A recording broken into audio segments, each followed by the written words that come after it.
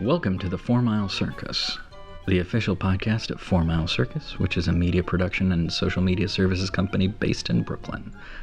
Check us out at 4milecircus.com. That's the number 4, followed by the word Mile Circus. My name is Sean Mannion. I'm a writer-director in Brooklyn. And I'm Nicole. I'm the other half of 4 Mile Circus and a writer, director, producer based in Brooklyn. On this podcast, we will talk to independent artists and media makers about their relationships with social media.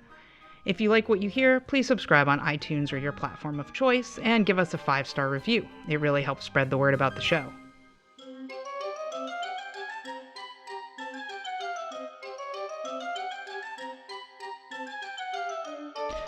Nicole, why did we start doing a podcast, Nicole? I don't know, Sean. I really don't know. I think it had something to do with the fact that there are a lot of really interesting independent artists and media makers who are trying to navigate the worlds of social media. And sometimes we talk to them about that, and some of those conversations might actually be interesting to other people. Yeah, I think we do talk to a lot of interesting people who have interesting things to say about social media and how that plays into being an independent artist today. It's a big piece of being an independent artist today is the social media side of things, self-promotion and mutual promotion. And it can be a frustrating thing. Oh my God. It's not all good. It's not all fun. Parts of it are for me, but not all of it. And so I think this is a place where we can talk kind of honestly about some of the ups and downs, what works, what doesn't work, kind of no bullshit, honest conversation about how to make social media work for you, because there's no one size fits all thing. You know, you need to find a way that it can realistically fit into your life. We're going to be live streaming this and future interviews on Facebook as we conduct them. So like 4 Mile Circus on Facebook to be notified of future live streams so you can see all our mistakes and comment with questions for the guest. Some questions may even make it into the show. On today's inaugural episode, we're featuring an interview with the multi-talented indie film writer, director, producer Christina Raia of Congested Cat Productions and the celebrated monthly Indie Works short film series. Christina recently released her debut feature, The Horror Film Summit. On this first of a multi-episode, in-depth interview, we talked to Christina about how she's harnessed social media to build an audience for her projects. But first, special for you, we have a social media tip of the episode.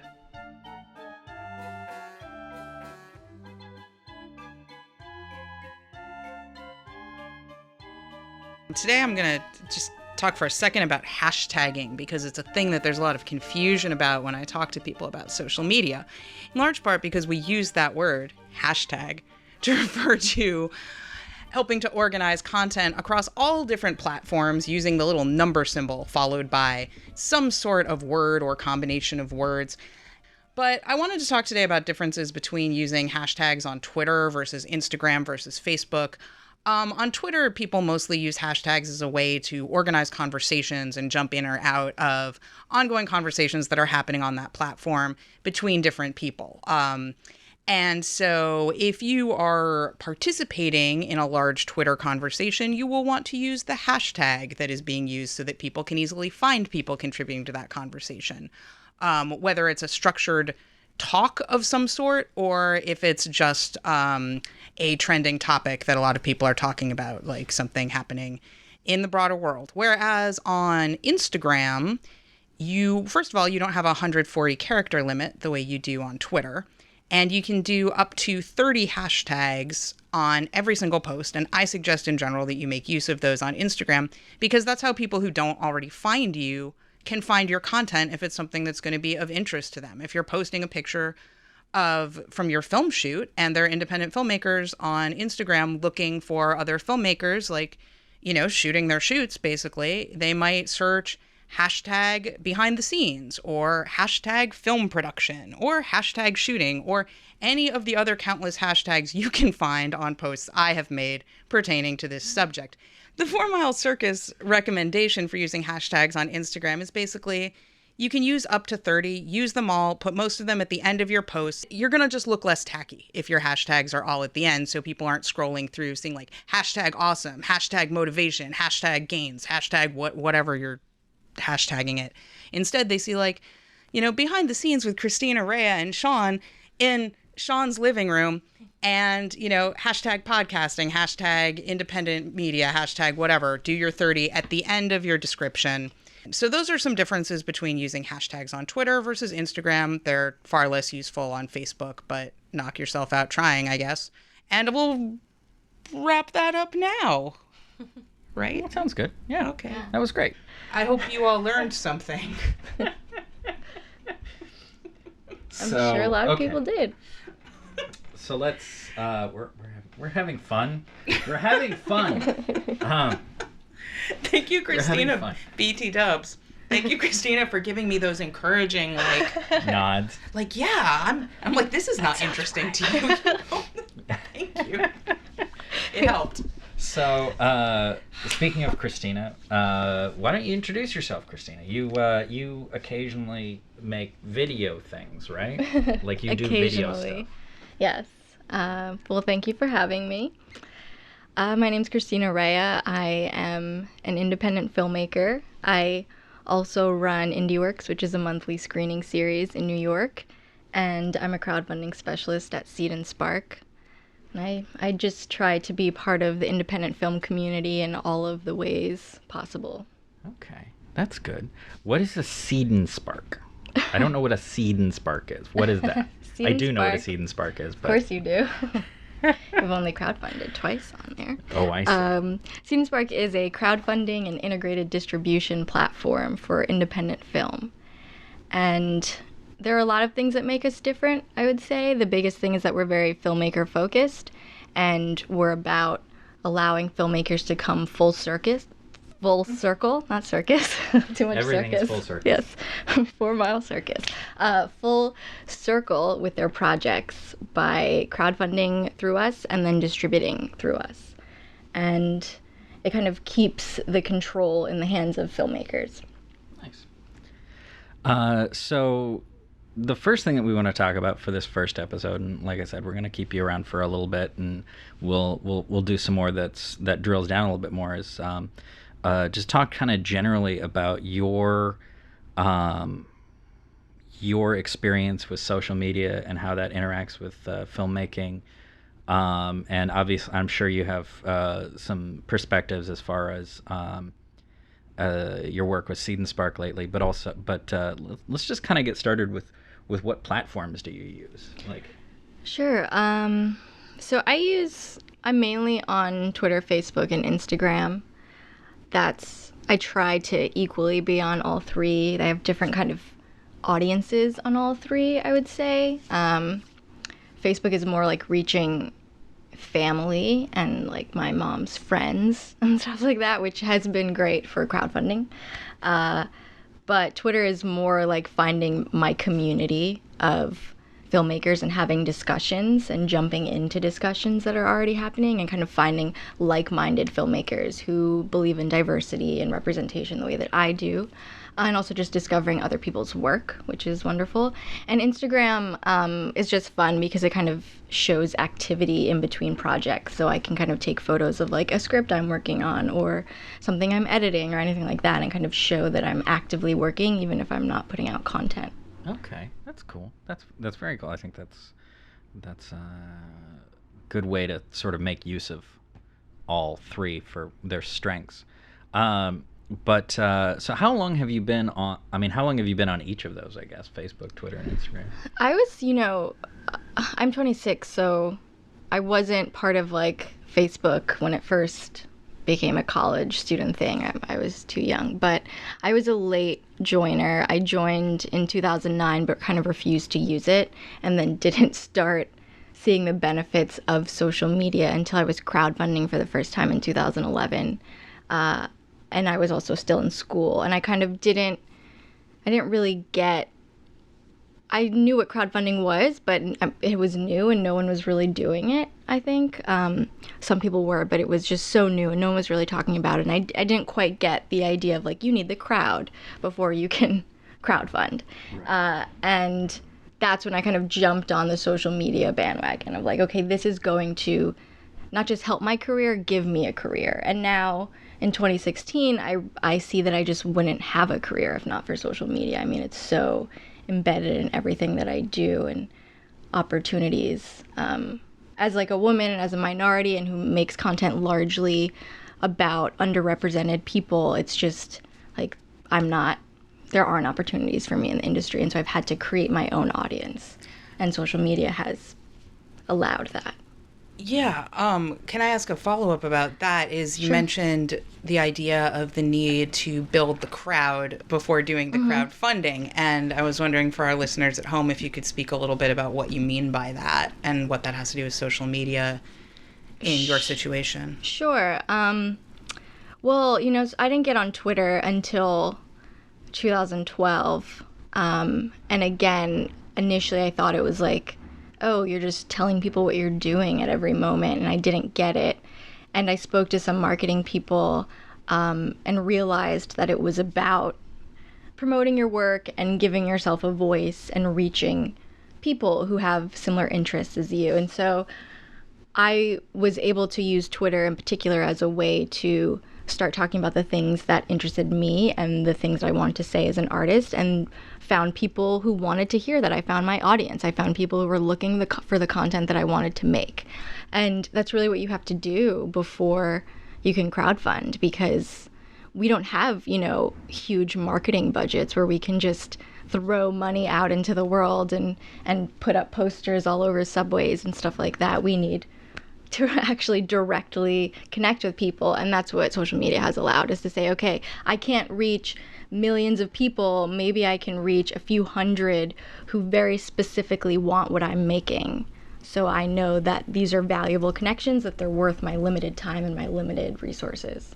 Yeah, and then ideally, when it works well, those people are going to talk to their friends. Right, and so that's sort of how you can kind of build. So each crowdfunding campaign has become a way to continue building on my existing audience by having them spread the word. So thankfully, I have a lot of people who enjoy my work and will tell their friends to check out stuff or just kind of retweet me. I try to pay it forward. I think you have to on social media. You kind of have to not just be promoting yourself, but looking for opportunities to promote your peers. And I try to do that. And thankfully, many reciprocate. So that's really what it is. It's a community. Well, speaking of promoting your peers, you have a very specific way that you do that with Congested Cat, with IndieWorks. How has tell people? I'm sure many people the few people who are listening already know about IndieWorks, but just for my benefit, because I'm forgetful, I'm getting old. Tell me about IndieWorks. So IndieWorks is a monthly screening series. We screen around 6 short films every month. It's only for local filmmakers, because a big part of our series is that the filmmaker has to show up and participate in a Q&A. And it's not so much about just having an opportunity to screen your work. It's about showing your work to a room of your peers, largely people that work in film, and kind of having a discussion about that work and getting the opportunity to talk about more of the kind of artistic intention behind it, and then hopefully going on to meet other local filmmakers you can collaborate with. And we're starting our 4th year, and it's really wonderful because I have people come to me and tell me that they met actors or crew members at IndieWorks that they've gone on to work with, and we have had some films that have screened. Now we're getting all these submissions for year 4, and a bunch of them were worked on by people that met at like year 1 at IndieWorks. Okay. And so that's very cool. It was really cool. And so yeah, we're curated. You can submit on Film for UA through our site, and we really try to highlight just all the different voices in New York City, the diversity of artists. That's very cool. And it's free to attend. So we try to keep it, I had a lot of reasons for starting the series. One was that I felt a lot of local screenings kind of exploit filmmakers, largely in terms of like selling tickets. You have to sell 10 tickets, kind of, and if you can't sell them, you have to buy them yourself, ridiculous things like that. And so I wanted to kind of counter that and really offer an opportunity to see your work and meet people and not have to pay for it, and also invite your cast and crew and not have to tell them, oh, you have to pay $12 to come to a screening of something you worked on, probably for free. Or like telling your family members you have to pay to come see this film when they probably contributed to your crowdfunding campaign, you know. So it was a way to offer an alternative to the many festivals in New York City that are not Tribeca or, you know, Right. New York Film Festival, where it's like, okay, it's worth the cost of admission. Not all of them are. Yeah, that's cool. And where do you mostly like? Because you do utilize social media for that. Where mostly do you guys share things for that? Mostly on Facebook. We do a lot of kind of uploads directly through Facebook, whether it be videos or photos. And we tag the filmmakers and kind of hope that it spreads that way. And initially, when I started it, I was coming off of the heels of shooting Summit, my feature, and shooting Kelsey, my web series. And so people were just kind of paying attention to me on social media at the time. And then I started talking about this thing that I was going to do. And it all was like a domino effect where altogether there was this sort of cross promotion happening. 2013 was just a really big year for me. And that was great because it kind of got momentum behind the series, and now it has become its own thing where I always ask people how they heard about it, and it's very often from another filmmaker who recommended it to them. And so we do very little promotion. Like occasionally I'll do Facebook ads for submissions, but for the most part it's like word of mouth. People are spreading the word, which is really, really cool. It's very cool. I think that's the hope for everything that we do, is that everybody starts just talking to everybody about it, as Right. opposed to having to shove it in everybody's faces all the time. Promotion, Right. like you're talking about, it gets exhausting for other people, but it gets a little exhausting for It yourself is. as well. Yeah, and so that's why, I mean, something has to kind of fall to the side a little in terms of what I can be promoting constantly. And so that is definitely IndieWorks, but that's because it is its own thing that people are kind of doing their own thing with. They're spreading the word, they're talking about it. It's a service, and so people get something out of it. So of course they want to tell other people about it, or at the very least, you know, they want to come back and experience it again. And so I do a lot of, you know, I'll do Instagram photos of the night, and we have a photographer, and we release photos, and we do a lot. We do recaps of the night, and we try and get a lot of promotion going on around the event each month, and right after, to kind of build momentum for submissions for future months. But outside of that kind of 1 week of the month where the event is happening, we don't really do too much promotion. I have things on like auto, like we share one film every week that we've screened in the past. And we have like a video series that we'll release an episode of every week, but it's all kind of pre-programmed stuff. Okay. Yeah, wanted to talk about the pre-programming thing because that relates to a lot of what can make social media viable. Like, as you're on a lot of different platforms, if you were live in real time on all those platforms all day, following what's happening and putting stuff out there, you would spend all your time on social media. Right. So you said you automatically share an older film. Yeah, so I'll like spend a day a month kind of scheduling a film for every Tuesday for the next maybe at least a month. I try to do more than that. So I will devote a day to just like scheduling stuff, whether it's a blog post or sharing of a film or sharing of old content. And even with my own work, like sometimes I'll schedule Throwback Thursdays and things like that.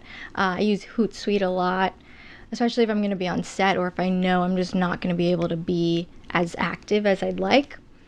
So I try not to schedule too much Twitter-wise because I think being like relevant to the specific time, especially when like articles come out and stuff like that, is really important. And being able to react is important. But as much as I can schedule, I do. Yeah. Cool. That makes a lot of sense.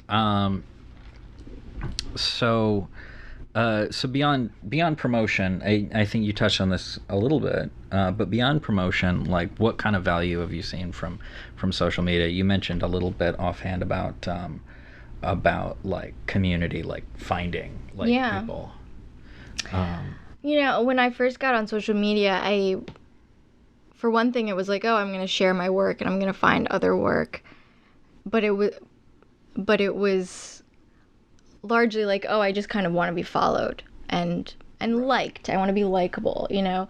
But I started to see the benefit of like sharing my view and how that relates to my art, and kind of getting really passionate people involved in not only my work but just in conversation, like finding people who are sort of friends. I mean, it's not that we hang out or anything, but you know, you connect with people on social media, and that's really great to see that there are people out there that maybe share your point of view. Like we met on Kickstarter, but yeah, we can but talk like about we that. initially connected on We- social media in a way. We should totally talk about that on the next episode with crowdfunding, because I think that Cool. was a really good example that we should use for people. But yeah, so I think I've certainly found that, like, to varying degrees depending upon my own willingness to be engaging, that you find people on. I mean, for me, it has always been more Twitter. Facebook has always been for me more people that I already knew, Right. or keeping in touch with people from back home, like in Alaska and stuff like that. But Twitter has been like, there's you and a friend of mine, David Jackson, who also makes films, and now he's in Austin, so I never see him anymore. But like I literally met him through Twitter because of another friend of ours, Nicole, not this Nicole, a different Nicole with a K. Nicole Heresy. with a K Whoa. and no E. It's Not great. Nicole, not a CH, a No, K. I respect that. It's cool. But because she connected us. And then we made a few things together, but we hung out mostly. Right. Like, so I think hopefully the social part of social media can sometimes get away from the computer screen. Yeah, I think also just being an independent filmmaker can be exhausting and stressful, and to know that you're not alone in those feelings, and to know that there are other people who are doing good work but also, you know, not where they want to be in whatever way that is, whether it's like reaching people or financially or whatever, that there are other people out there that you can relate to, that you can kind of have as support. I think that's great, and social media offers that as well, so you don't feel so alone, which is part of why I wanted to create Indie Works. Was like, let's not just be a bunch of isolated filmmakers in New York. Let's get together and like know that we're part of a community. Yeah, I feel that a lot. And it's interesting because we're talking about social media primarily from this kind of promotional standpoint, but it is true that for me as well, like, it provides very real support in all sorts of ways. But specifically as an independent filmmaker, how many times have I been editing and had some sort of editing problem, and even like crowdsourced a solution to it because I go on Twitter and I'm like, oh my God, I don't understand why Premiere is doing. And oftentimes, worst case scenario, you're probably going to get a couple other people who know exactly what you're talking about, just like, that sucks, I feel for you. Right. Best case scenario, sometimes people actually solve your problem for you. So it's not just about promoting your work to people, it's about getting that kind of sustenance that you need, and community-wise. Yeah. When you are isolated and, you know, in your apartment editing your thing by yourself or whatever. Right. And that's why I like Twitter. I think that's definitely kind of my preferred platform for communicating and reaching people. I also use Facebook mostly to stay in touch with people, or to kind of share my work with people who don't maybe even realize what I'm doing, like that I'm a filmmaker and these are the things that I do. Instagram, I was late to join. I just joined last year, last like fall or something, but I've since become obsessed with it. It's mostly photos of my cats, but I mean, that's most of Instagram, yeah. right? It's mostly photos of your cats. But I found that there is like, it's cool because you find real people who aren't just filmmakers. Like, most of my friends, most of my network, they're filmmakers. And so I share a lot of photos of my vegan food as well. And I've found some like vegan people who go on to follow me and then are like, oh, cool, you're a filmmaker? Let me check out your films. That's really cool because that's someone who I never would have met otherwise in any other kind of scenario. And so, I don't know, social media can surprise you in how you can meet different people, especially an audience that you wouldn't necessarily point out as, oh, that's my audience. Absolutely. So do you Snapchat? I'm just curious. I don't. I joined it, and all these people keep following me, and I just haven't quite figured out what to do with it other than like put face filters on. I just don't. Let's. I just kind of want to wrap up this first piece, just to ask you, sort of a general, and we've probably touched on it a little bit, but like, what would you say is like the most valuable thing that's come out of crowdfunding or not crowdfunding? What would you say is the most valuable thing that's come out of social media for you?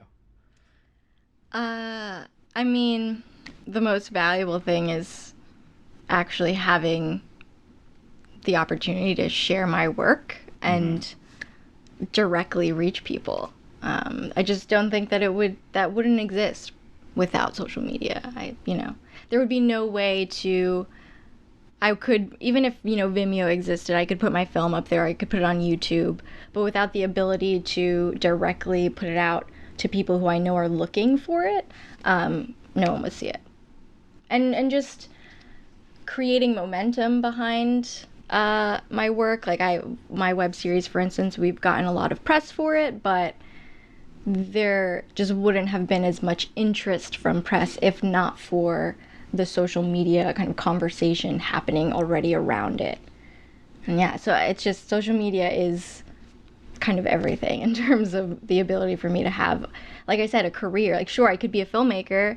That doesn't mean people would see what I'm making. Right. Mm-hmm. Cool. Very cool. So the last thing that we're going to do, we want to try to close out every episode with, and for the first couple episodes, we're going to try a couple of things and see what really kind of works, is we're going to do a fun thing. We need to come up with a better name than that. But well, it's hard for us to talk about fun. We don't really know what that is. We're not really fun people. No. So the first one we want to do is talk about, Nicole, where did you get this from again? I'm not supposed to say. Oh, that's right. Did you steal the idea? Yes. So we've stolen an idea. Sorry. I modified it slightly. No. So we're gonna talk about just sort of positivity a little bit, which is difficult for me. But talk about favorite thing that's right now. For right now, like something that's kind of your favorite thing right now. It doesn't have to be film, doesn't have to be social media. It can be literally, and it can be like puppies or something. I don't know. Whatever is like really exciting for you right now. I can start unless you want to. Either way. Okay, well, my favorite thing right now is the Maria Bamford show, Lady Dynamite. It is. I've been a fan of her stand up since I started watching stand up back in the 90s and back on Comedy Central when that was most of what they would show, and the show is just like this great, like, perfect blend of what her show is, but also kind of her personal reality of she deals with a lot of issues of depression and anxiety and things like that, and that's part of her stage show, but it's a big part of the actual show, which is, I guess, semi-autobiographical. And it's a lot of fun, but it also feels really sort of important about like confronting like the sort of mental health issues that people deal with all the time, like people or something like that, and what kind of thing it is, with her sort of wonderful, surreal approach to things. And it's it's my favorite thing right now. Yeah, I'm gonna have to watch that. That was a good one. Yeah, I'm gonna watch that. Score. For something with much more gravity than, dealing with mental health issues. My favorite thing right now is podcasts that recap television shows that have been off the air for decades, and I still like to listen to. The three that I'm super, super, super obsessed with right now are Gemcast, which recaps and critiques episodes of Gem and the Holograms. It's a super smart, super funny show. Check it out. All of these are on iTunes. You can find, and other podcast carriers, find them there. Gemcast, Gemcast.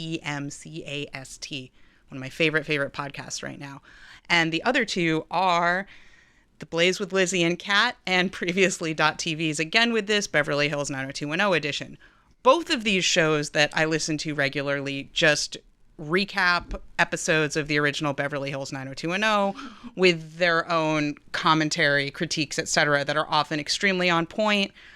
I feel far less alone now about things I originally witnessed decades back, such as the Dylan goes to a ranch and gets with Anne episode, which any of you out there who've seen this episode and haven't repressed it probably know how weird it is. And it was very validating to me to listen to not one, but two different podcasts concurring that was a weird fucking episode. But both of those shows are really on point. Check them out if you like Beverly Hills 90210 even a tenth as much as I do. All three of these shows make me extremely happy, and they are my favorite thing right now. And so we'll kick it over to Christina Raia. That's tough. I don't know. Favorite thing. I know you don't like things. I like a lot of things. You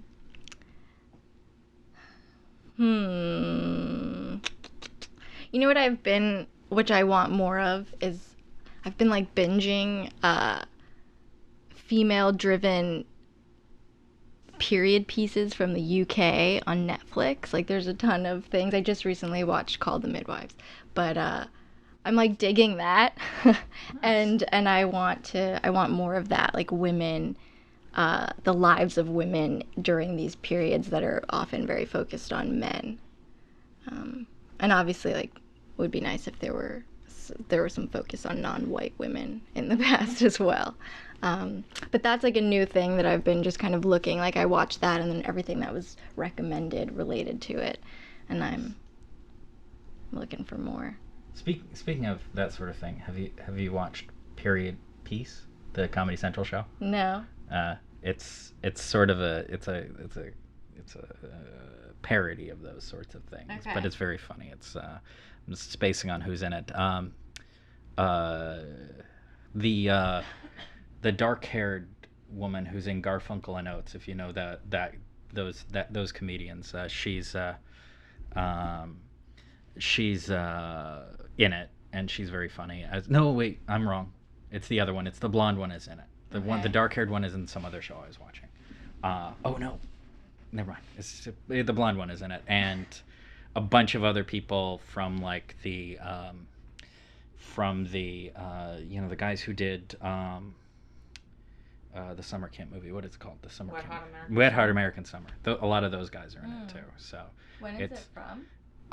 it's from like last year. Oh, okay. So it's like super recent. It was on Hulu. We were watching it. It's very bizarre Cool.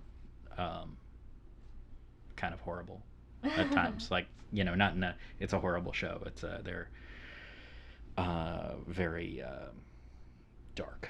Okay. Cool. So, check it out. so those are our favorite things. A few of them. A few. moment. These are a few. No, I'm not gonna start singing. So that's our first episode. Oh no! Yeah! Yay! We're still streaming. Hi everybody. We're gonna record for you people over there. We're gonna record a few more episodes with Christina. We're gonna get more specific, and we'll into social media and the process of filmmaking.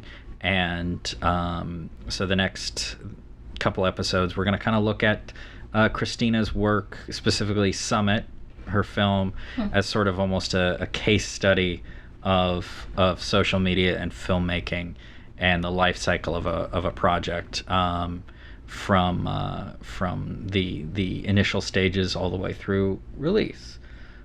So join us for those next episodes. So that was our first episode. We think it went pretty great, and Christina's pretty great. And on our next episode, we're going to be talking to her more about crowdfunding. If you like what you heard, please subscribe on iTunes or your podcast platform of choice, and check out other 4 Mile Circus services and projects at 4milecircus.com, as well as 4 Mile Circus on Facebook, Twitter, and Instagram. Watch our first VOD release, Nicole's award-winning feminist phone sex horror comedy Small Talk, at 4milecircus.com/store, and be sure to check out Christina Raia's work at congestedcat.com and chat with her on most social media platforms, on which she is CRaia9. Catch you next time.